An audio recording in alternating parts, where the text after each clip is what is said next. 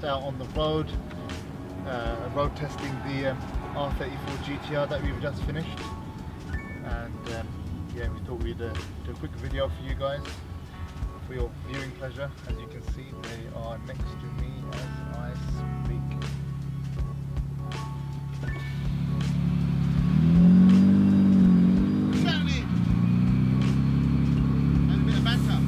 Can you hear you? You said we're having a bit of banter.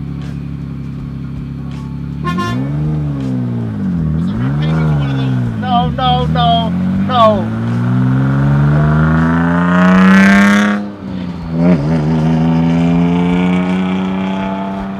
You're probably wondering who that is in the GTR behind. That's John. He's got an R34 GTR himself, that you can see. And yeah, he passed by to the workshop, have some work done, and yeah, we thought we'd get both of them out today. I'll let Kash give you the spec on the one he's driving, but it's in the region of like 1,000 horsepower.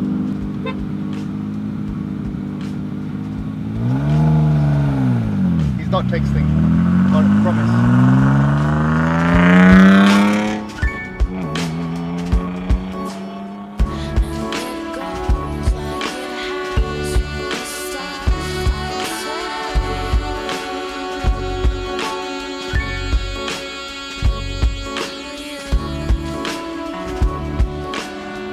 Now heading back to the workshop. Yeah, everything seems to be running right, and we're driving a Porsche Macan S. It's actually a really nice car. I think Dec, our cameraman, said this is going to be the next car now. Give him a little shot of the dash.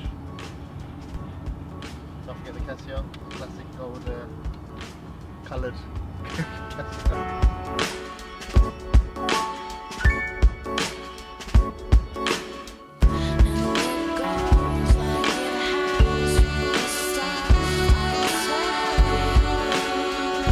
Hi guys, it's Kash from Kream, and today we're going to be doing a short video about this amazing R34 Nissan Skyline GTR. As you know, we did a short preview on this car for the battalion meet when we was getting ready for that, and you saw us putting the engine together, building that and getting ready for that event. Since then we've had a lot of people asking questions about the car, wanting to see a short video about it and talking more about the car and its spec. This car's to build is probably around £150,000 plus vehicle to build. The spec is absolutely amazing, it's enormous. Probably too much for me to go through right now, so we'll list it and you can have a little read through that. But in a nutshell, it's a full-on drag race car. It was built originally in Japan by a company called Endless Tuning. The spec is a fully forged engine, extensive headwork with the HKS VCAM system, huge inlet manifold, huge in front mount intercooler, radiators. It's got twin oil coolers on it as well. And as I've mentioned once before, the key behind a successfully powerful engine is cooling. And this has had everything relating to that done to it. And when the car came from this country, it ran on the drag strip and it had a few issues. So our friend Iqbal from F1 Prestige gave us a ring and brought the car in. So upon inspection, the car basically had made too much boost. I think the nitrous was turned on as well, and it caused the head to lift, which caused issues to the head gasket. So we stripped it down completely, and this time we built it back up with a few added touches of our own to try and make it a lot more stronger than it was even before then. So what we did was put a 1.2mm HKS metal head gasket back on the car, which is what it originally had, but this time we used studs rather than the bolts to put the head down. So we studded the block, put the head back on, torqued it down a lot more. It takes a lot more torque than the standard bolts do. Not even standard, the uprated bolts, the studded version, take a lot more torque. So yeah, you could run a lot more boost through it, and hopefully the plan idea is, which is successfully used with every tuner that I know out there, allows you to run a lot more boost and stops the head from lifting. Well, that's been done. At the same time, the turbos, it's got a massive twin turbo spec on there as well. They were sent off and upgraded so they could spool a bit nicer. The cores were changed to a roller bearing version. So there, that's been done. It's had extensive bodywork modifications to it as well by us, and interior. I'll take you around the car. So as you can see, here's the engine, all assembled back in the car, and it's purring like a kitten at the moment. So got to get a few miles on there before they turn the boost up, give it a service, oil change and that, and back the power. So take you around the car. We'll have a quick look at the interior. As you can see, it's all been nicely flocked. We removed all of the plastic mouldings from the interior, dashboard, center console, door cards, and we carbon dipped it, as you can see here, to complement the rest of the interior. All the inserts and stuff around the dashboard, the armrest, the gear knob has been done in Alcantara, including the steering wheel and red stitching. All the embroidery work's been done, obviously to complement Endless Tuning in Japan, our friends. The car's got a Hollinger gearbox as well, so that's not the nicest of gearboxes to use for everyday driving, but nonetheless it's the only kind of gearbox that can cope with the sort of power that we're putting through this car, which is around 1,000 horsepower. It crunches and it whines. It's quite horrible, but it is what it is. Take you around the car to the back. You can see here we have the fuel tank. Now this is the only fuel tank of the car now. The original fuel tank has been removed. It is a lot smaller, but nonetheless it's the only way you can fuel a car like this with a system like this. Right behind it, if you look around the back, you'll see the 3 pumps in line, and this little blue box here, it says super cool can. Again, going back to what I was saying about cooling being the key factor behind a highly tuned engine.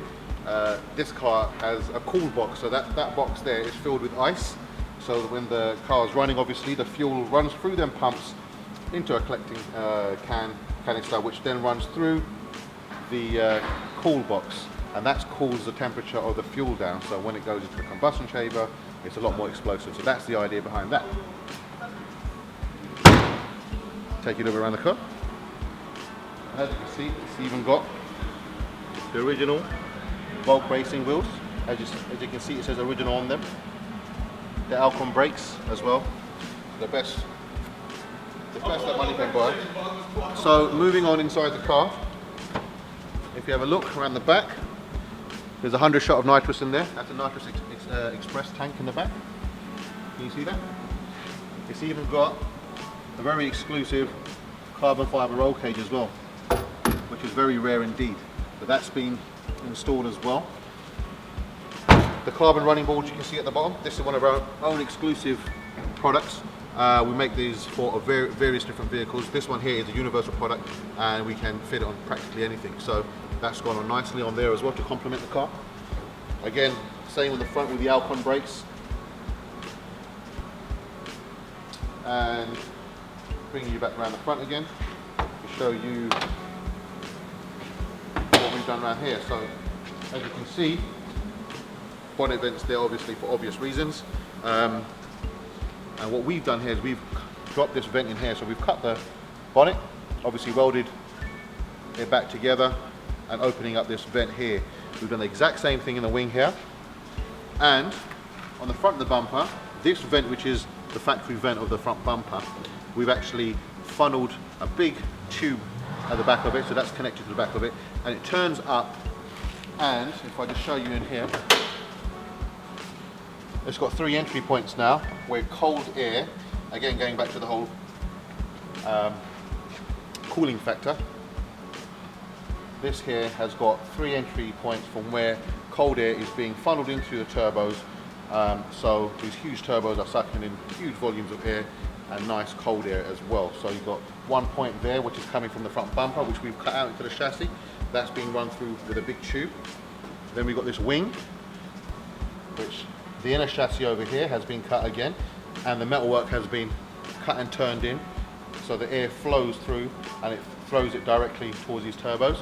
And again, this one here it sits practically on top of the turbos in front, so the turbos are around here, so this funnels air straight in. So yeah, that again was a feature that we done. Got the safety catches on there as well. Carbon fibre front splitter. And Bob's your uncle, Fanny's your aunt. Carbon fibre mirrors to complement the car again. So as you can see, it's had so much cosmetic work done, interior and exterior, along with the engine work, brakes, suspension and wheels. Not to mention these carbon fibre stands for the rear spoiler. These are not standard size, these are actually elevated, so they're higher, raising the spoiler with a carbon fibre rear blade as well. Going around to the back of the car, at the bottom, if you look closely, you can see that it has a carbon fibre rear diffuser again, with an added carbon fibre under tray, which again is not factory, that's been fitted, with bigger fins as well. So that is the tour around the GTR. For those who wanted to know, that's what it's all about. This is an absolute animal of a car. Shouldn't really belong on the road, but it does. And yeah, I hope you guys enjoyed the video.